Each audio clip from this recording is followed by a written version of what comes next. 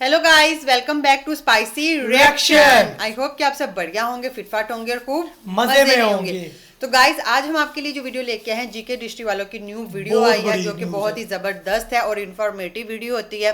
तो चलिए सबसे पहले आपके साथ टाइटल शेयर कर दें जी। Indian rice export to Iran will not impact by US. तो आज की वीडियो बहुत ही इंटरेस्टिंग है। तो चलिए पहले इंडियन देखते हैं। राइस जी जी, एक्सपोर्ट। तो पहले देखते हैं, उसके बाद इस पे बात करते हैं। तो लेट गेट Started. स्टार्टेड। जब मिर्ची अमेरिका जैसे सुपर पावर को लगती है तो पूरे खेल का मजा ही कुछ और होता है। और एक बार फिर से ऐसा ही खेल देखने को मिल रहा है, क्योंकि हाल ही में ईरान में जैसे जैसे संकट गहराता जा रहा है, वैसे वैसे भारत के चावल एक्सपोर्ट को निशाना बनाया जा रहा है। और भारत के चावल एक्सपोर्ट को निशाना बनाने का काम कोई और नहीं अमेरिका बल्कि सीधे तौर पर अमेरिका कर रहा है। और इसका एक बड़ा कारण यह भी है कि भारत ने अमेरिका को किए जाने वाले बासमती चावल का एक्सपोर्ट ईरान की तरफ मोड़ दिया है। हालांकि अमेरिका अब भी धमकी दे रहा है और टैरिफ की दीवार बनाकर भारत के चावल एक्सपोर्ट को रोकने की कोशिश कर रहा है। यानी कुल मिलाकर देखा जाए तो एक और अमेरिका ईरान से सीधे युद्ध लड़ रहा है, लेकिन इसी बीच में भारत की इकोनॉमी को प्रभावित करने के लिए भारत के अनाजों के एक्सपोर्ट में कांटा बनना चाहता है। लेकिन अच्छी खबर यह है कि अमेरिका भारत के जिस चावल एक्सपोर्ट को रोकना चाहता है, उस चावल का एक्सपोर्ट भले ही अमेरिका में कम हुआ, लेकिन वह ईरान में और भी ज्यादा बढ़ता जाएगा। और ईरान में होने वाले भारत के एक्सपोर्ट पर अमेरिका की टैरिफ बिल्कुल भी काम नहीं करने वाली, क्योंकि भारत और ईरान ने मिलकर तरकीब ही ऐसी निकाली है। अब सवाल उठता है कि ऐसी कौन सी तरकीब निकाली गई है जिससे अमेरिका की धज्जियां उड़ने वाली हैं और भारत अपने सामानों के एक्सपोर्ट को डाइवर्सिफाई कैसे कर रहा है, जिसमें अमेरिका नाकामयाबी हासिल कर रहा है। चलिए इन सवालों का जवाब जानने के साथ साथ ईरान से जुड़ी पूरी हालिया अपडेट को समझते हैं। लेकिन आगे बढ़ने से पहले इस वीडियो को एक लाइक करके चैनल को सब्सक्राइब जरूर कर लीजिए। दरअसल भारत के अनाजों के बिना ना तो अमेरिका रह सकता है और ना ही यूरोपियन यूनियन जैसा 27 देश का संगठन वाला देश। यहां तक कि भारत के अनाजों की महक अब इतनी ज्यादा फैल चुकी है कि मिडिल ईस्ट तो भारतीय अनाजों के दीवाने हो ही चुके थे, लेकिन अब अफ्रीका भी लाइन में खड़ा हो चुका है।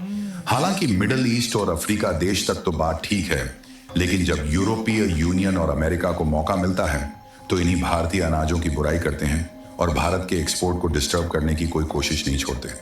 और हाल ही में एक मुद्दा नवंबर महीने में आया था, जब अमेरिका और कनाडा WTO यानी कि वर्ल्ड ट्रेड ऑर्गेनाइजेशन के मंच पर जाकर भारत की बुराइयां कर रहे थे और उन्होंने सीधा इस बात का मोर्चा खोल दिया था कि भारत के चावल एक्सपोर्ट को रोका जा सके। लेकिन बात बिगड़ने की बजाय और भी ज्यादा बनने लगी, क्योंकि ऐसे में भारत से अमेरिका को होने वाले चावल के एक्सपोर्ट में कमी आई, तो इस चावल को भारत ने ईरान और बाकी मिडिल ईस्ट देश में बढ़ाना शुरू कर दिया। इसके बाद अमेरिका को यही बात और भी ज्यादा खटकनी शुरू हुई। और अब जब हाल ही में ईरान और अमेरिका के बीच तनाव चल रहा है, तो इसी बीच अमेरिका भारत से बदला लेना चाह रहा है। और भारत का जो चावल एक्सपोर्ट ईरान में दिन ब दिन बढ़ रहा है, उसके आगे अमेरिका अपने टैरिफ जाल की दीवार खड़ी कर रहा है। और खबरें बता रही हैं, दो देशों की लड़ाई में भारत के बासमती चावल कारोबार पर संकट मंडराना शुरू हो चुका है। हालांकि इस संकट का बादल भारत पर बरसने शुरू हो जाए, उसके पहले ही भारत उपाय निकाल लिया है। क्योंकि दुनिया भर में चावल के एक्सपोर्ट की बात करें तो भारत इस समय सीधे रूप से नंबर 1 पोजीशन पर है। ग्लोबल राइस ट्रेड में भारत की हिस्सेदारी करीब 38 से 40% के आसपास मानी जाती है। हर साल भारत करीब 200 से 220 लाख टन चावल एक्सपोर्ट करता है। इसमें बासमती और नॉन बासमती दोनों शामिल होते हैं। भारत के बाद थाईलैंड, वियतनाम और पाकिस्तान जैसे देश आते हैं, लेकिन इन सभी का कुल एक्सपोर्ट भी कई बार भारत से कम ही रहता है। यही वजह है कि जब भी भारत एक्सपोर्ट पॉलिसी में थोड़ा सा बदलाव करता है तो पूरी दुनिया के राइस मार्केट में हलचल मच जाती है। अब खास तौर पर ईरान की बात करें तो भारत ईरान के लिए चावल का एक बहुत अहम सप्लायर रहा है। ईरान में भारतीय बासमती चावल की डिमांड काफी ज्यादा रही है, क्योंकि वहां इसे प्रीमियम क्वालिटी के तौर पर देखा जाता है। एक समय ऐसा भी रहा है जब ईरान भारत से हर साल करीब 8 से 10 लाख टन बासमती चावल इंपोर्ट करता था। भारत के कुल बासमती एक्सपोर्ट का लगभग 25 से 30% हिस्सा अकेले ईरान जाता रहा है। हालांकि प्रतिबंधों और पेमेंट से जुड़ी दिक्कतों के कारण कुछ सालों में इसमें गिरावट भी देखने को मिली, क्योंकि अमेरिका ने ईरान पर अनेकों प्रतिबंध लगाए और उसे अपने पेमेंट गेटवे से ही बाहर कर दिया, जिससे डॉलर में वह पेमेंट नहीं कर पा रहा था। हालांकि जब सभी देशों ने ईरान का साथ छोड़ दिया, तभी भारत ने ईरान का हाथ पकड़े रखा और पहली बार भारत ने साल 2012 में ईरान का विस्ट्रो अकाउंट अपने यहाँ यूको बैंक में खुलवाया, जिससे डॉलर की बजाय सीधे रुपए में भारत और ईरान के बीच व्यापार होने लगा।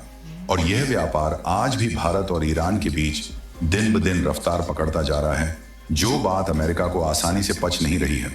यही कारण है अमेरिका ने भारत को निशाने पर लेते हुए इस बात की धमकी दी है कि जो देश ईरान से व्यापार करेंगे उन पर एडिशनल 25% की टैरिफ लगाई जाएगी। लेकिन बड़ी खबर यह है कि भारत ने अपने इसी अनाजों और चावल के एक्सपोर्ट को ईरान में बढ़ाने के लिए एक ऐसी तरकीब निकाली जिससे अमेरिकी टैरिफ का जाल इस पर काम ही नहीं करेगा, क्योंकि तरकीब ऐसी निकाली गई है जो कि डॉलर को भी चुनौती देगा और अमेरिका की गंदी व्यापार नीतियों को भी। और यही कारण है कि अमेरिका की पैरों तले जमीन खिसक गई है और वह अब दूसरी तरकीब खोजने में जुट चुका है। लेकिन अब सबसे बड़ा सवाल उठता है कि आखिरकार भारत से ईरान में होने वाले एक्सपोर्ट को अमेरिका क्यों नहीं रोक पा रहा, और इतनी उथल पुथल के बीच भी भारत कैसे तरकीब निकाल रहा है। सबसे पहले अगर उस तरकीब की बात करें तो वह तरकीब है ह्यूमैनिटेरियन ट्रेड, जिसे हिंदी में मानवीय व्यापार कह सकते हैं। और इसी एक शब्द की गहराई इतनी बड़ी है कि भारत इस शब्द का इस्तेमाल करके ईरान में धकाधक चावल की सप्लाई करेगा, लेकिन अमेरिका भारत का कुछ भी नहीं उखाड़ पाएगा। मानवीय व्यापार से तात्पर्य नागरिक जीवन को बनाए रखने के लिए आवश्यक वस्तुओं के आदान प्रदान से है, न कि लाभ कमाने या किसी सरकार के सैन्य या रणनीतिक हितों का समर्थन करने से। अंतरराष्ट्रीय कानून और संयुक्त राष्ट्र के प्रतिबंध नियमों के तहत सबसे कठोर आर्थिक प्रतिबंधों का सामना कर रहे देशों को भी कुछ श्रेणियों की वस्तुओं का आयात और निर्यात करने की अनुमति है। ये छूट यह सुनिश्चित करने के लिए दी गई है कि नागरिकों, विशेष रूप से बच्चों, बीमारों और कमजोर आबादी को भोजन या चिकित्सा देखभाल की कमी का सामना न करना पड़े। इस श्रेणी में आने वाली वस्तुओं पर दंडात्मक शुल्क या प्रतिबंध लागू नहीं होते हैं। और देखा जाए तो भारत के द्वारा ईरान में चावल का एक्सपोर्ट करना भी इसी श्रेणी के अंतर्गत आता है, क्योंकि अगर भारत चावल का एक्सपोर्ट ईरान में रोक दे तो ईरान के लाखों लोग भूखे रह जाएंगे और उन्हें भोजन तक नसीब नहीं होगा। यही नहीं बल्कि भारत का ज्यादा से ज्यादा व्यापार इसी श्रेणी के अंतर्गत आता है, क्योंकि भारतीय निर्यात में चावल, चाय, चीनी और अन्य आवश्यक खाद्य पदार्थ शामिल हैं। दवा क्षेत्र ईरान को कैंसर, मधुमेह और अन्य गंभीर बीमारियों के लिए सस्ती जेनरिक दवाएं उपलब्ध कराता है। इसके अलावा सबसे जरूरी बात यह है कि अगर अमेरिका को लगता है कि वह भारत के चावल एक्सपोर्ट को रोक करके भारत को तरक्की करने से रोक सकते हैं, तो यह उनकी बहुत बड़ी भूल है, जिसे समझने के लिए सबसे पहले आप इस रिपोर्ट को देखिए, जिसमें साफ लिखा है कि भारी टैरिफ से अमेरिकी उपभोक्ताओं के लिए भारतीय चावल महंगा पड़ रहा है और अमेरिका खुद घाटे में जा रहा है। और उसके बाद आप इस रिपोर्ट को देखिए, जिससे आपको साफ हो जाएगा कि 2026 में भारत के राइस एक्सपोर्ट की डिमांड अफ्रीका में भी बढ़ी है और वहां भी भारत लगातार अपने एक्सपोर्ट को डाइवर्सिफाई कर रहा है, यानी भारत किसी एक देश पर डिपेंडेंट नहीं है। बाकी आपको क्या लगता है कि भारत के द्वारा अमेरिका को और भी ज्यादा चावल सप्लाई कम करके ईरान जैसे उपयोगी देश को धकाधक सप्लाई और भी बढ़ना चाहिए, या फिर प्रतिबंधों का ध्यान रखना चाहिए?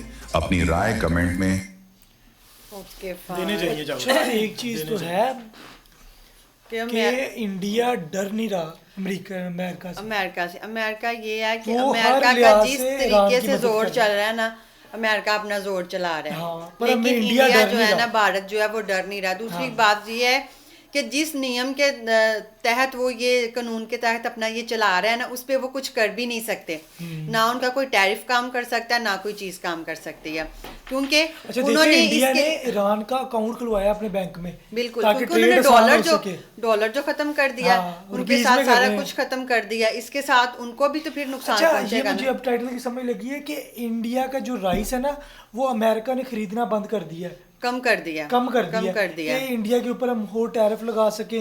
पर इंडिया का राइस पूरी दुनिया में इतना फेमस हो चुका है कि हर मुल्क डिमांड कर रहा है कि हम वो कहते इंडिया का हैं राइस इंडिया लिया का जाए। 30%, 20 से 30% राइस पहले ही ईरान को जाता रहा है। हाँ, 20 8 से से 10 लाख 30% तक जो है ना वो पहले ही ईरान को जाता रहा और अब वो है कि उनका जो मेन मसला था वो डॉलर वाला, वो भी उन्होंने हल कर लिया बैंक खुलवा के, वो अब रुपये में वो और सारा काम आगे आगे करेंगे। वो अब वैसे ब्रिक्स करेंसी के ऊपर काम कर रहे हैं, मतलब उन्होंने ट्रेड ही उसके ऊपर कर मतलब ये जो आंखें वो दिखा डॉलर को खत्म कर रहे हैं। खत्म कर रहे हैं, जो आंखें दिखाता है ना अमेरिका आयरोज, वो इस चीज को खत्म कर रहे हैं। दूसरा ये है कि जैसे वो ये उन्होंने और बताया चाह रहा है ना कि जी इंडिया इतना एक्सपोर्ट कर रहा है, उसको इंडिया की तरफ से कहते हैं मेडिसिन बहुत जा रही है ईरान में, वो इस वजह सस्ती से कि मेडिसिन जा ये रही होता है कि अगर किसी मुल्क में किसी चीज की किल्लत हो रही है तो आपके नागरिक अगर उस मुल्क में रहते हैं तो आप वहाँ पे हर चीज अच्छा, प्रोवाइड कर सकते हैं। मुझे एक चीज यहाँ पे याद आ रही कि ईरान इस्लामी मुल्क है, मुसलमानों का देश है, बिल्कुल। तो पाकिस्तान को सबसे पहले चाहिए था कि वो ईरान का साथ देता।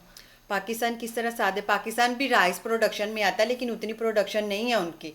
पर नहीं ना, पाकिस्तान लेकिन को डर है ईरान ना। जो है ना, हाँ, पाकिस्तान को अमेरिका का डर है। पाकिस्तान को अमेरिका का डर है। दूसरा ये है कि ईरान जो है वो इंडिया के साथ चल के उसको ज्यादा बेनिफिट है, क्योंकि एक तो वो स्ट्रांग होगा, दूसरा ये है कि उसको किसी चीज का डर नहीं है। वो अगर कोई और ममालिक से वो लेगा तो वो टैरिफ की वजह से वो इस चीज में डरे रहेंगे कि जी हम डर रहे हैं, हम कल को उनकी कोई भी चीज वो रोक देंगे। और उन्होंने कहा कि अगर इंडिया वीडियो में एक और चीज भी बताई है कि अगर अमेरिका ये चाह रहा है जी हम इंडिया के ऊपर टैरिफ लगा के या इनके एक्सपोर्ट कम करके इंडिया को तरक्की करने से रोक सकते हैं, तो ये इनकी गलतफहमी है। नहीं हो सकता, इंडिया को तरक्की करने से रोक सकते रोक ही नहीं सकते। देखें कि अब वो कहते हैं अफ्रीका अगर में उन्हें उनके चावल 50% टैरिफ लगा के इंडिया का वो जो साल में वो औसत निकलता है जीडीपी का, वो 8% जा रहा है। बिल्कुल तो वो टैरिफ आगे के आगे साथ, और टैरिफ अगर वो के टैरिफ साथ जा ना रहा है, हो तो फिर कहाँ पे उनका वो जाए? तो फिर उनका 10% से ऊपर तो जाएगा। वही है कि उन्होंने ठीक कहा है कि चाहे अमेरिका जो मर्जी कर ले, इंडिया अगर कुछ करने पे आ जाए तो वो कर रहा है, वो कर रहा है, वो और इंडिया वो किसी चीज का डर नहीं रहा, इंडिया नहीं डर रहा भाई, डर नहीं अमेरिका रहा। से। और मुझे जहाँ तक लगता है कि उनकी एक्सपोर्ट और ज्यादा तेज हो रही है। अच्छा, कहते हैं कि इंडिया के राइस कम एक्सपोर्ट करने से अमेरिका में वो बढ़ रही है। हाँ, अमेरिका जो है ना वो नुकसान में जा रहा है। हाँ। नुकसान में जा रहा है। बाकी आपके क्या विचार है इस वीडियो के बारे में हमारे साथ जरूर शेयर कीजिएगा। मिलते हैं जी नेक्स्ट वीडियो में। गुड बाय, अल्लाह हाफिज।